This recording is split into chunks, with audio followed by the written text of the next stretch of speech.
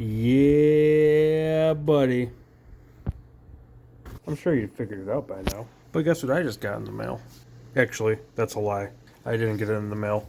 I actually forgot to put my apartment number when I ordered it, and therefore my tracking information on the day that it was supposed to be delivered said insufficient address, item sent back to sender. So I had to spend about 3 hours on the phone waiting on hold to finally get a hold of somebody at the post office. Then once I finally did, I was able to go down there and get my package before they shipped it back out. But yep, I've been talking about it, saying that I was gonna get it, and I finally got it. And let me tell you guys something. This thing is mother freaking sweet. Now let's see if I could do this with one hand. The one thing that I was worried about when I bought this is I was worried about the touchscreen. I thought it was going to be like those really old touchscreen cell phones that they were like pressure sensitive, and you used to have to actually push down on the screen, and they sucked. I hated that type of touchscreen. They were always super inaccurate. And just, having to actually push on your screen. Sometimes so hard that you can see the little LED panel like discoloring underneath it. But this, like, you can barely, like, I am barely touching it right now.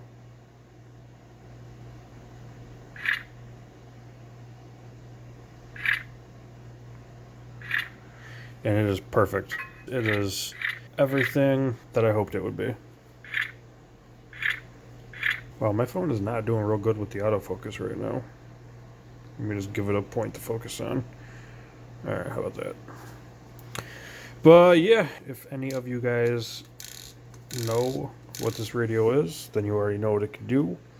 I'm not going to bother going into like a full breakdown and the specs and everything like that.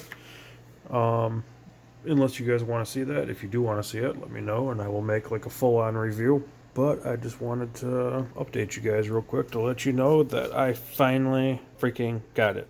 It took like 24 days, but I got it. And now I'll be making videos with this, and I cannot wait. Because tomorrow morning, my new servo comes for the Typhon. Oh, maybe if I turn autofocus on. There we go. The new servo comes for the Typhon tomorrow. Real quick though, I want to use this bigger receiver in the Typhon, and I'll just quickly go over this.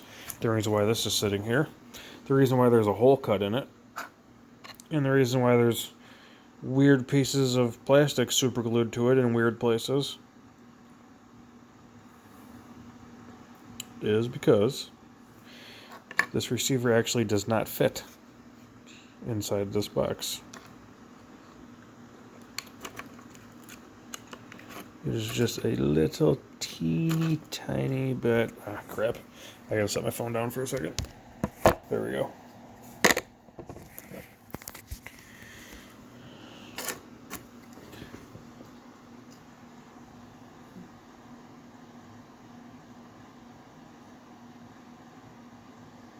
But as you can see, the servo is like millimeters too long. Like the freaking tiniest little amount. Which is so unbelievably annoying. But I wanted to... Why does that look like it's... I glued that on that level. Son of a beast.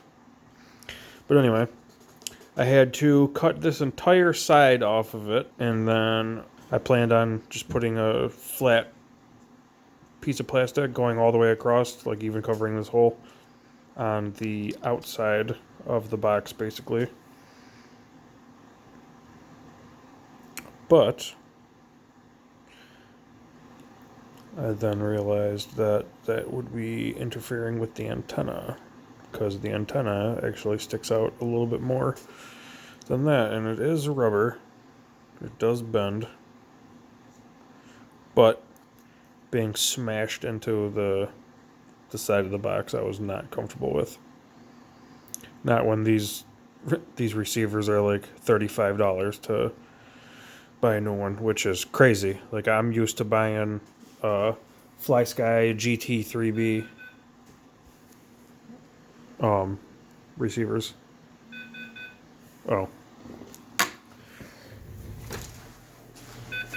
That is the alarm.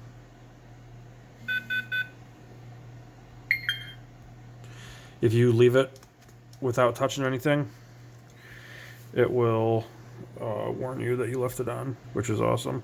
Shutting down. Anyway, back to this. So, as you can see, I'm in the process of building out this side piece, and I am on the second to last step. I built the sides out. I built this hole as tight as I can get it.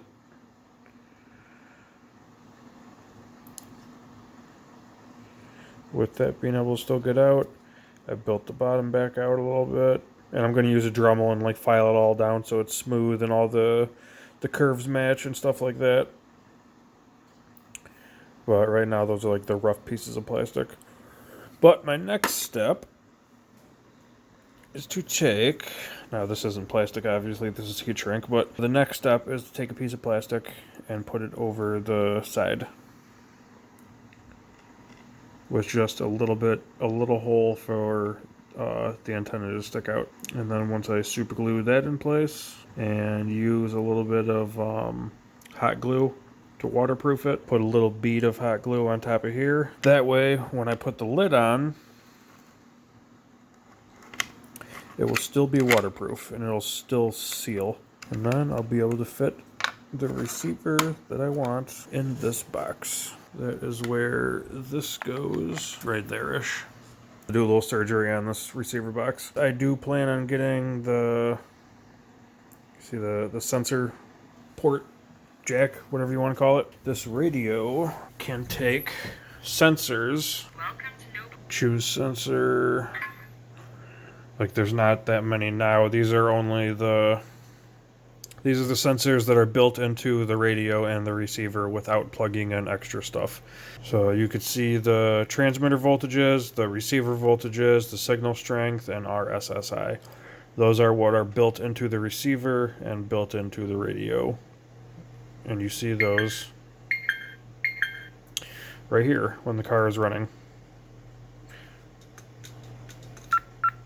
Oops.